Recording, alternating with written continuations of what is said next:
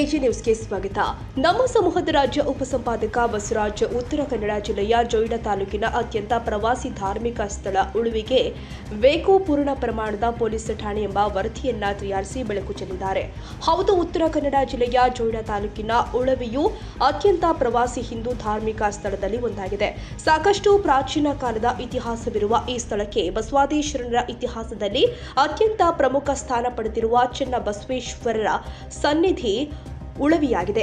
ಇನ್ನು ಉಳವಿ ಚೆನ್ನಬಸವೇಶ್ವರರ ಸನ್ನಿಧಿಗೆ ಬೆಳಗಾವಿ, ಧಾರವಾಡ, ಹಾವೇರಿ, ಬಾಗಲಕೋಟೆ, ವಿಜಯಪುರ, ಶಿವಮೊಗ್ಗ, ಗದಗ, ದಾವಣಗೆರೆ, ಚಿತ್ರದುರ್ಗ ಹೀಗೆ ವಿವಿಧ ಜಿಲ್ಲೆಗಳು ಹಾಗೂ ಬೇರೆ ರಾಜ್ಯಗಳಿಂದ ದಿನನಿತ್ಯ ಸಾವಿರಾರು ಭಕ್ತಾದಿಗಳು ಆಗಮಿಸುತ್ತಾರೆ. ಇನ್ನು ಉಳವಿ ಚೆನ್ನಬಸವೇಶ್ವರ ಜಾತ್ರೆ ಹಾಗೂ ಕಾರ್ತಿಕ ಮಹೋತ್ಸವದ ಸಂದರ್ಭದಲ್ಲಿ ಲಕ್ಷಗಟ್ಟಲೆ ಭಕ್ತಾದಿಗಳು ಸೇರ್ತಾರೆ.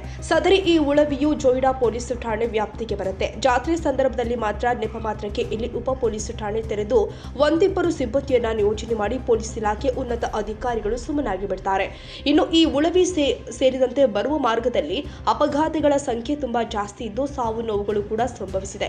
ಉತ್ತರ ಕನ್ನಡ ಜಿಲ್ಲೆಯ ಹಳಿಯಾಳ ವಿಧಾನಸಭಾ ಕ್ಷೇತ್ರದ ವ್ಯಾಪ್ತಿಯ ಜೊಯ್ಡಾ ತಾಲೂಕಿನ ಕೊನೆ ಕಾಡಂಚಿನ ಕೊನೆಯಲ್ಲಿ ಇರುವ ಈ ಉಳವಿಗೆ ಜಾತ್ರೆ ನೆಪದಲ್ಲಿ ವಿವಿಧ ಜಿಲ್ಲೆಗಳಿಂದ ಬರುವ ಜನ ಇಸ್ಪಿಟ್ ಸೇರಿ ಅಕ್ರಮವಾಗಿ ಮದ್ಯ ತೆಗೆದುಕೊಂಡು ಬರುವುದು ಹೀಗೆ ಹಲವು ಅಕ್ರಮ ಚಟುವಟಿಕೆ ಸರ್ವೇ ಸಾಮಾನ್ಯವಾಗಿ ಬಿಟ್ಟಿದೆ. ಜಾತ್ರೆ ಸಂದರ್ಭದಲ್ಲಿ ಸುಮಾರು 25 ಕಿಲೋಮೀಟರ್ನಷ್ಟು ತೀವ್ರ ಇಕ್ಕಟ್ಟಾದ ರಸ್ತೆಯಲ್ಲಿ ವಾಹನಗಳ ನಿಲುಗಡೆಯಿಂದ ಟ್ರಾಫಿಕ್ ಕಿರಿಕಿರಿ ಕಾಮನ್ ಆಗಿದೆ. ದಿನೇ ಹೆಚ್ಚು ಬೆಳೀತಾ ಇರುವ ಈ ಉಳವಿಯು ಅಂತಾರಾಷ್ಟ್ರೀಯ ಮಟ್ಟದಲ್ಲಿ ಪ್ರಸಿದ್ಧಿ ಪಡೆದಿದೆ.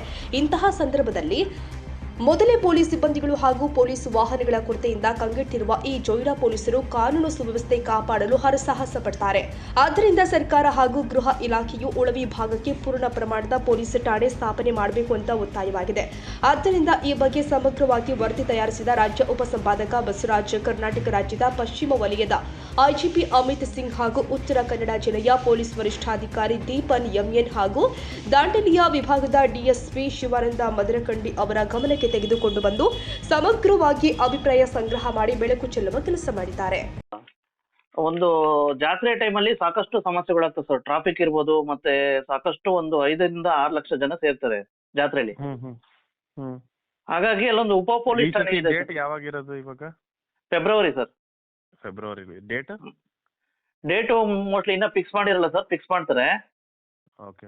ಏನ್ ಗೊತ್ತಾ, ಉಪ ಪೊಲೀಸ್ ಠಾಣೆ ಇರುತ್ತಲ್ಲ ಸರ್, ಅದು ಬರೇ ತಾತ್ಕಾಲಿಕ ಮಾತ್ರ ಇರುತ್ತೆ. ಅಲ್ಲಿ ಒಂದು ಪೂರ್ಣ ಪ್ರಮಾಣದ ಉಪ ಪೊಲೀಸ್ ಠಾಣೆ ಇಲ್ಲ. ಹಾಗಾಗಿ ನಂದೇನು ಮೊನ್ನೆ ಹೋಮ್ ಮಿನಿಸ್ಟರ್ ಮನವಿ ಕೊಟ್ಟಿರೋದು ಸರ್, ಪೂರ್ಣ ಪ್ರಮಾಣದ ಒಂದು ಪೊಲೀಸ್ ಸ್ಟೇಷನ್ ಆಗ್ಲಿ ಅಂತ ಹೇಳ್ಬಿಟ್ಟು. ಓಕೆ. ಹಾಗಾಗಿ ತಾವು ವರಿಷ್ಠ ಅಧಿಕಾರಿಗಳು, ಹಾಗಾಗಿ ನಿಮ್ ಗಮನಕ್ಕೆ ತಗೊಬಂದೆ ಸರ್. ಇದನ್ನ ನಾವು ಮನವಿನೂ ಕೊಡ್ತೀವಿ ಸರ್, ದಯವಿಟ್ಟು. ಓಕೆ.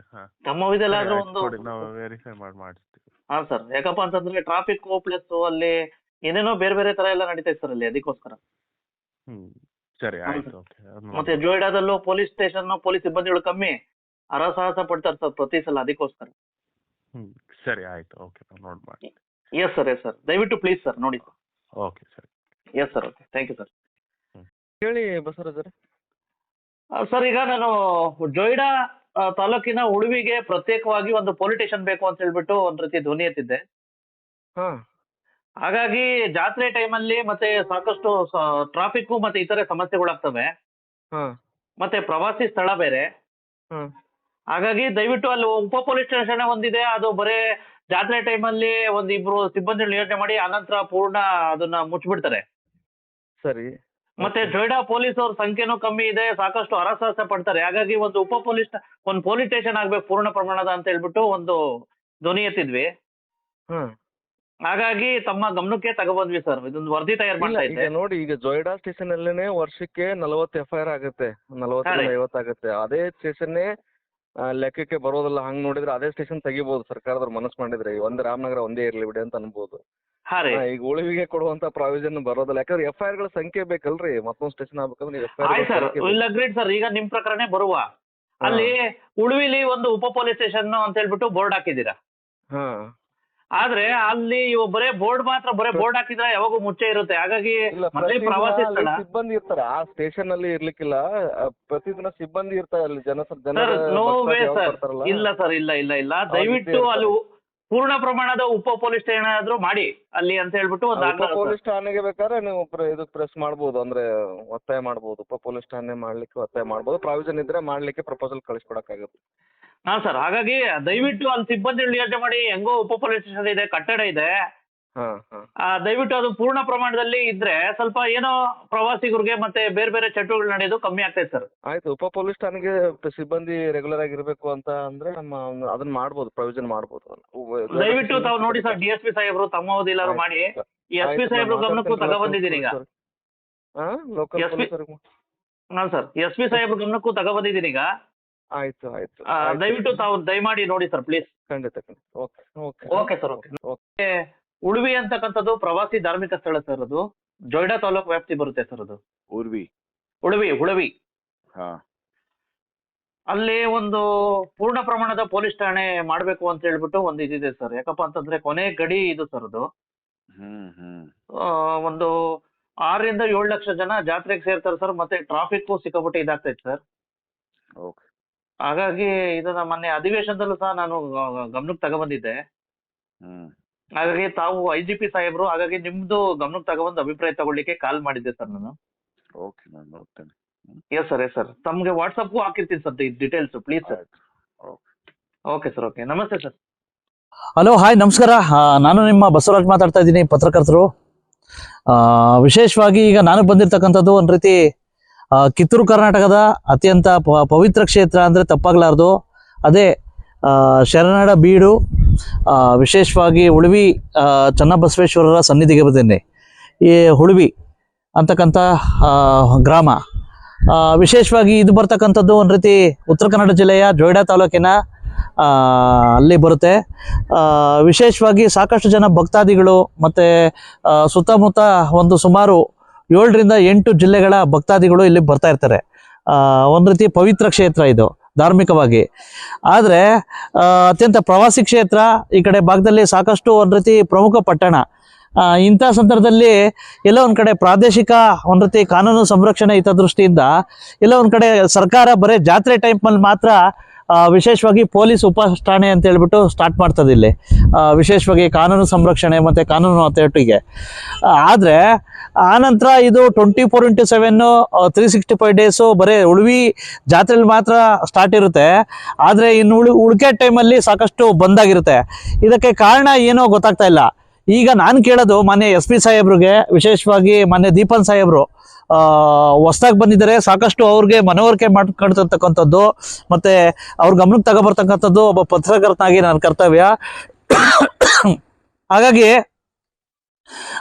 ನಾನು ಕೇಳೋದು ವಿಶೇಷವಾಗಿ ಇಲ್ಲಿ ಒಂದು ರೀತಿ ಉಳುವಿಯಲ್ಲಿ ಒಂದು ರೀತಿ ಉಪ ಪೊಲೀಸ್ ಠಾಣೆಯನ್ನ ಪೂರ್ಣ ಪ್ರಮಾಣದ ಉಪ ಪೊಲೀಸ್ ಠಾಣೆನ ಆರಂಭ ಮಾಡಿ ವರ್ಷ ಪೂರ್ತಿ ಇದ್ರೆ ಎಲ್ಲೋ ಒಂದ್ ಕಡೆ ಈ ಕಡೆ ಪ್ರವಾಸಿಗರು ಸೇಫ್ ಆಗಿರ್ತಾರೆ.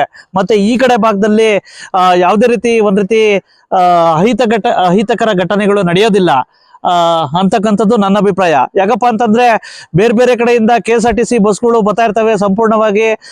ಮತ್ತೆ ಪ್ರಯಾಣಿಕರು ಬರ್ತಾರೆ, ಪ್ರವಾಸಿಗರು ಬರ್ತಾರೆ, ಭಕ್ತಾದಿಗಳು ಬರ್ತಾರೆ. ಹಾಗಾಗಿ ಅಪ್ ಟು ದಾವಣಗೆರೆಯಿಂದ ಬರ್ತಾರೆ. ಮತ್ತೆ ವರ್ಷ ಪೂರ್ತಿ ಜನಬೀಡಿತ ಒಂದ್ ರೀತಿ ಪ್ರದೇಶ ಇದು. ಆದ್ರೆ ಎಲ್ಲೋ ಒಂದ್ ಕಡೆ ಇಲ್ಲಿ ಪೊಲೀಸ್ ಸ್ಟೇಷನ್ ಇಲ್ದೇ ಇರೋಕ್ಕೆ ಎಲ್ಲೋ ಒಂದ್ ಕಡೆ ಕಾನೂನು ಒಂದ್ ರೀತಿ ಹಿತರಕ್ಷಣೆ ಒಂದ್ ರೀತಿ ಅಸಮತೋಲನ ಆಗ್ತಾ ಇದೆಯೇನೋ ಅಂತಕ್ಕಂಥದ್ದು ನನ್ನ ಅಭಿಪ್ರಾಯ. ಹಾಗಾಗಿ ದಯವಿಟ್ಟು ಇಂಥ ಪವಿತ್ರ ಕ್ಷೇತ್ರದಲ್ಲಿ ಪೂರ್ಣ ಪ್ರಮಾಣದ ಒಂದ್ ರೀತಿ ಉಪ ಪೊಲೀಸ್ ಠಾಣೆ ಸ್ಥಾಪಿಸ್ಬೇಕು ಅಂತ ಹೇಳ್ಬಿಟ್ಟು ನನ್ನ ಅಭಿಪ್ರಾಯ.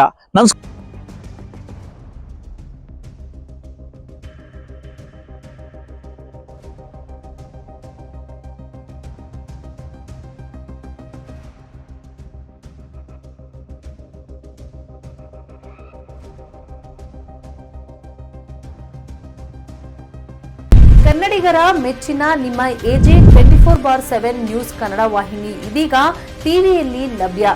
ಒಂದು ವೇಳೆ ನೋಟಿಸ್ ಕೊಟ್ಟಿದ್ರೆ ವಾಪಸ್ ತಗೋತೀವಿ. ಇವತ್ತು ವಕ್ಫ್ ಪ್ರಾಪರ್ಟಿ ಅಂತೇಳಿ ಬರ್ತದೆ ಅಂತ ಹೇಳಿದ್ರೆ ರೈತರು ಬೀದಿಗೆ ಬದಲು ಏನ್ ಮಾಡ್ಬೇಕಾಗುತ್ತೆ? ಯಾರು ವೋಟ್ ಹಾಕಿಲ್ಲ ಅಂದ್ರೆ ಗ್ಯಾರಂಟಿನೆಲ್ಲ ಸ್ಟಾಪ್ ಮಾಡ್ಬಿಡ್ತೀವಿ.